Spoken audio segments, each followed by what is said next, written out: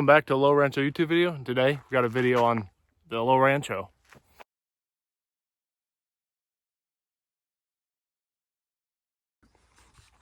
This is my 1961 Ford Ranchero.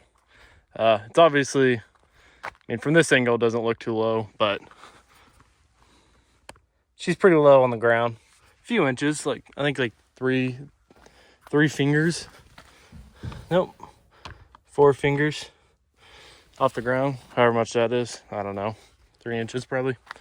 But I started building this about, I'd say 4 years ago. I drove this car for about a year when I first bought it, and it was pretty cool. It was 3 on the tree, so column shift with a 144 inline 6, stock, everything. The outside of the car has been redone back in the 80s or so.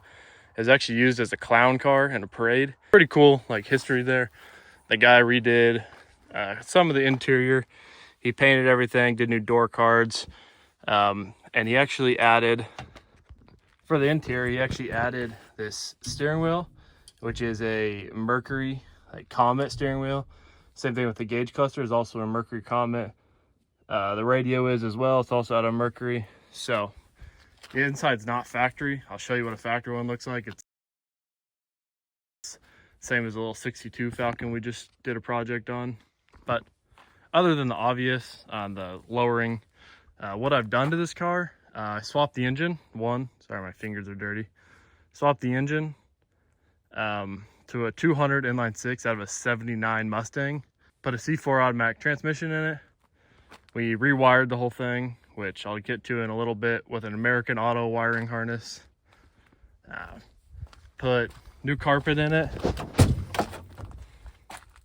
which I'm not gonna lie, it's dirty, but you know why it's dirty? Because I drive the car. Did that. We got the toolbox recessed down into the bed. We got this faux toolbox back here, which actually houses a secondary battery and oil and stuff if I ever need it. But getting more into it later, this battery's going to go away because of electrical issues. I'm just going to have a circuit breaker or some sort of like kill switch back here, and that'll be a way to shut the back circuit off, if that makes sense. Here's the back side of it. I didn't do anything external. This is how it came when I got it. I did put window tint on it, like 35%. For the engine, just a plain old 200 inline 6. Like I said before, this is a 79 200 inline 6. And being a later inline 6, it's actually got a larger intake, as you can see there. The earlier ones have really small intakes, and you can't, fun fact on these inline 6s, you cannot change the intakes on these. They're cast into the heads, so a larger one from stock is a much better option. Got a ready to run distributor. I think it's from Summit or Jags or somebody. It's just, you know, it's nothing special. It's just a pretty cheap unit. Bolt it right in, runs perfect. Got mechanical fuel pumps, obviously. We got some wires laying around. So these wires are part of an issue I'm having, so don't just ignore those. Same thing with that.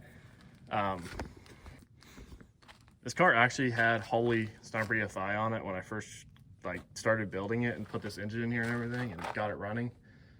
I have swapped it now to a little Chinese carburetor, as you can see down there.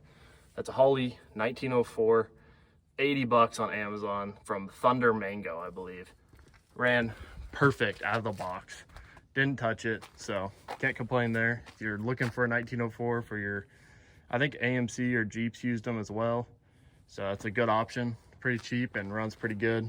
I did have the engine bay painted. I'll insert some pictures of that as well.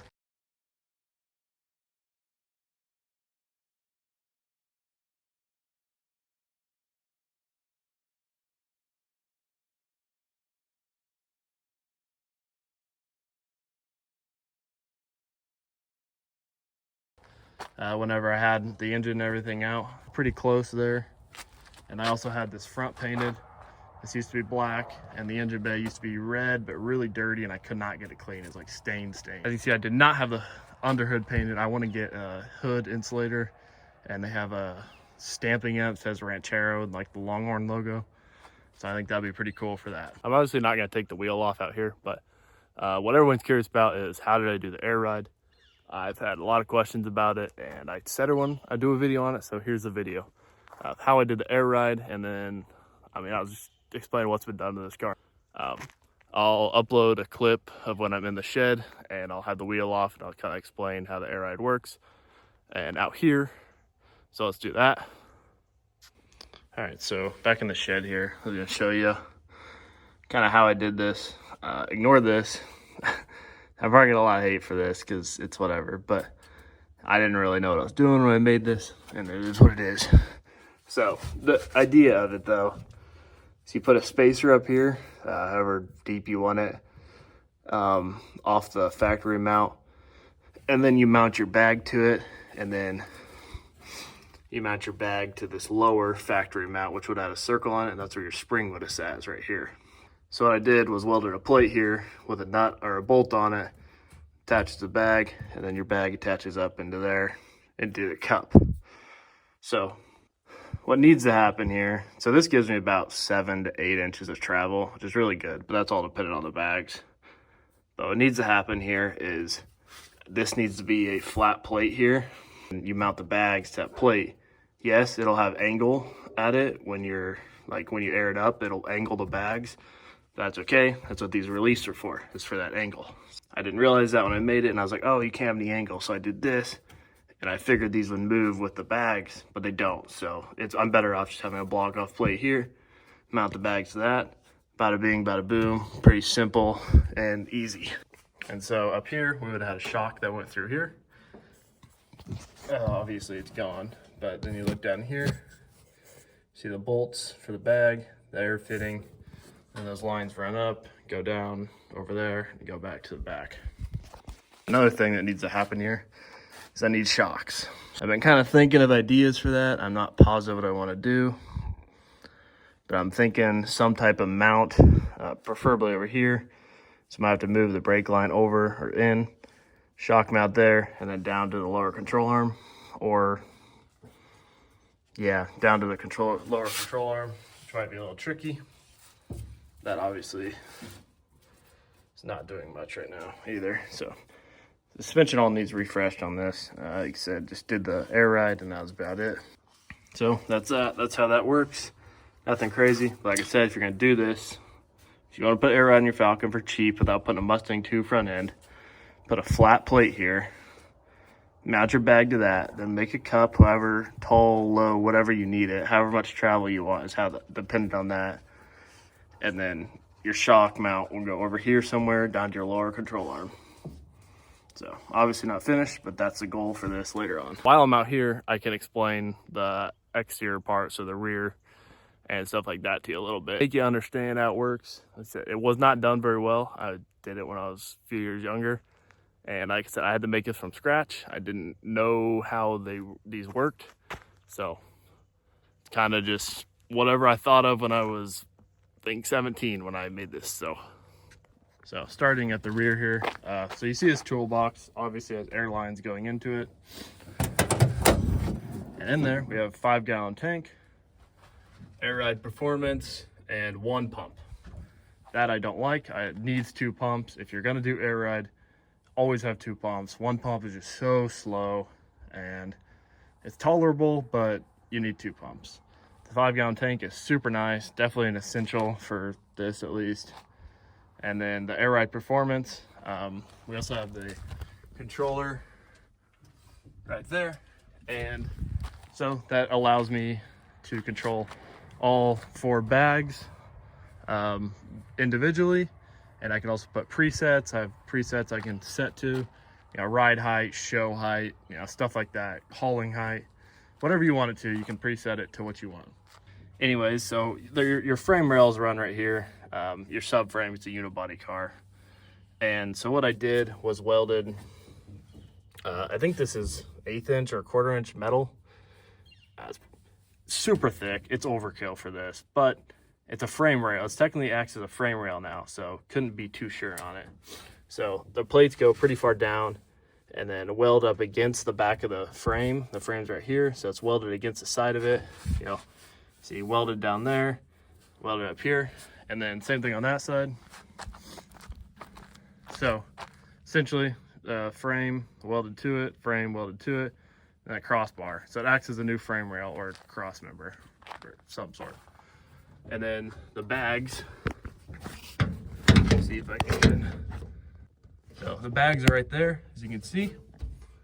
Rear end, bag again. So this is as low as it goes. See, you can kind of see. So I welded mounts onto the rear axle, and that acts as my mount for my airbags.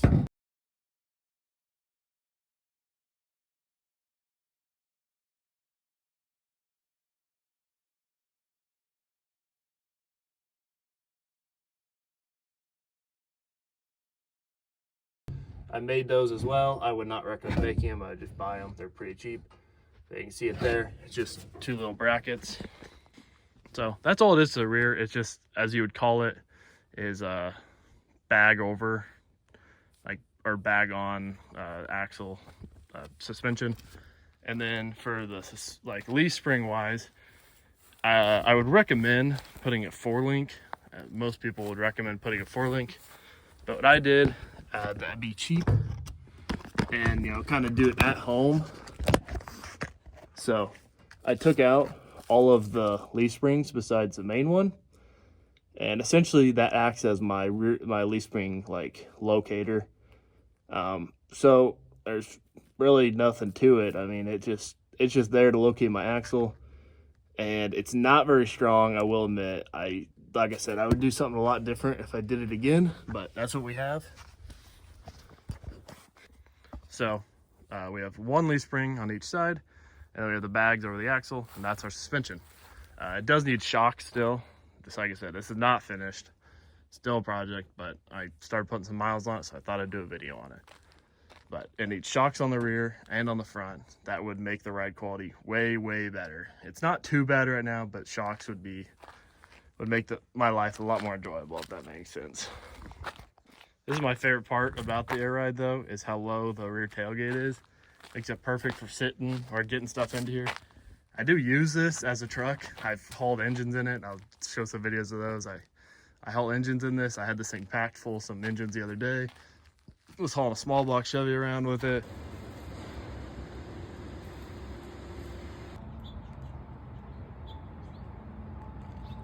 It's not a show car, if that makes sense. It's a driver, and that's what I want. That's what I built it as, was to be practical.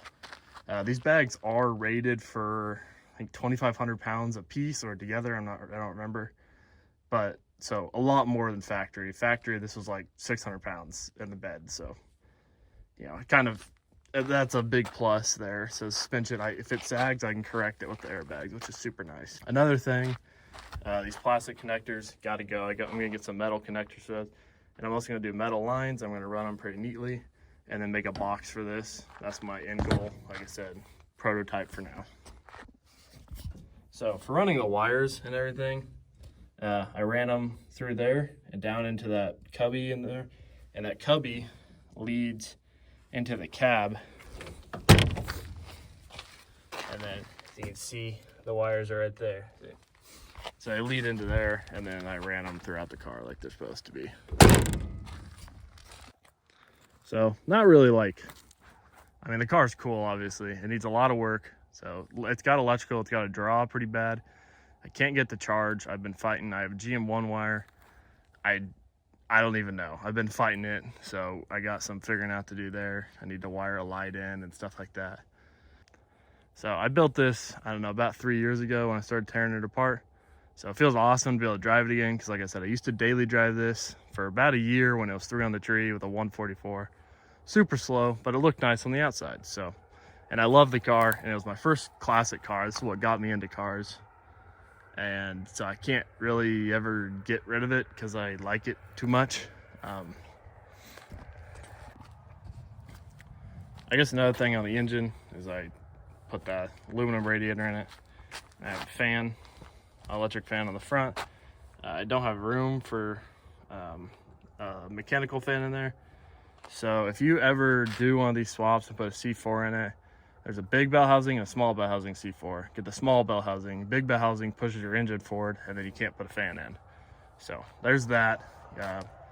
Besides that, a C4 slot's pretty easy. You gotta have a shifter of some sort, and then you just gotta get your drive shaft shortened, I believe. Yeah, get your drive shaft shortened and kick down cable and stuff like that, and it's pretty easy to swap, and I don't regret it at all. People are like, oh, keep the 3 on tree, keep 3 on tree, it's so cool. No, this is a cruiser. I want it to be a cruiser. It runs awesome with that C4, so I'm gonna keep the C4. Enjoyed this video. I'll just do some like cinematic clips of it. It's a cool car. People love it. I love it. It's a truck car. It's perfect. It's a perfect vehicle, in my opinion, for doing about anything. They're really unique. You barely ever see these round body Rancheros. I personally have never seen one at a show or anything. I've seen them in junkyards and stuff like that, but I've never seen one out and about and cleaned up and looking decent like this. This one is really dirty right now because I drive it, and my driveway is really muddy, and so that's how that is. I hope you enjoyed this video, and I hope that it gave you some insight on this car. If you had any questions about it, I hope it answered them. To DM me on Instagram or just comment on this video. I'll try my best to, help out. If you have any questions on suspension and stuff, like I said, I'm going to describe how to I'm going to fix the front suspension. So I'll probably do a video on that as well. But for now, this is how she sits. Don't love it, but it gets it around, and that's all that matters. I'm just happy to have it back on the road. So it's been a long time project of mine, and it's my favorite car of all time, pretty much. And it's what got me into cars. It's what got me into Falcons. It's why I've had 3 Falcons now, including this one. And this is what the whole channel is based off of. So hope you enjoyed. If you have any questions, feel free to comment down below. Like, subscribe, and enjoy.